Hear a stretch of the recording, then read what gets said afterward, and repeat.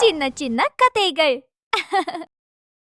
ஒரு அழகான பசுமையான காட்டில் ஒரு பெரிய கரடி வாழ்ந்து வந்தது. அது நல்ல கரடிதான், ஆனால் அது மிகவும் பேராசை கொண்டது.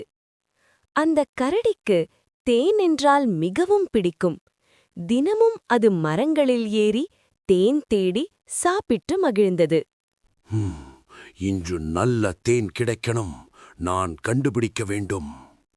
ஒருநாள் அது காட்டில் சுற்றித் திரிந்தபோது ஒரு பெரிய மரத்தின் மேல் மிகப்பெரிய தேன் கூடு இருப்பதை பார்த்தது.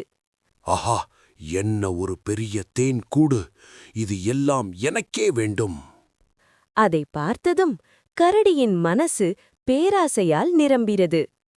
அந்த மரத்தின் கீழே ஒரு சிறிய முயலும் ஒரு அழகான பறவையும் இருந்தன. கரடியே, அந்த தேனில் கொஞ்சம் எங்களுக்கும் கொடுங்கள். ஆமாம், நாங்களும் பசியாக இருக்கிறோம். இது நான் கண்டது. இது எல்லாம் எனக்கே. நீங்கள் போங்கள். அப்படி சொல்லி கரடி அவர்களை விரட்டிவிட்டு மரத்தில் வேகமாக ஏறியது. இப்போ எல்லாம் எனக்குத்தான். அது பேராசையாக எல்லா தேனையும் ஒரே நேரத்தில் சாப்பிட ஆரம்பித்தது. ரொம்ப சுவையாக இருக்கு. இன்னும் சாப்பிடணும். ஆனால் சில நேரத்தில் அதன் வயிறு வலிக்கத் தொடங்கியது. அந்த நேரத்தில் தேனீக்கள் கோபமாக வந்து கரடியை சுற்றி குத்த ஆரம்பித்தன. ஐயோ, காப்பாத்துங்க!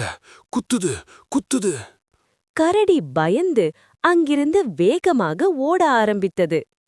அது ஓடிக்கொண்டே ஒரு குளத்தின் அருகே வந்து தவறி விழுந்தது.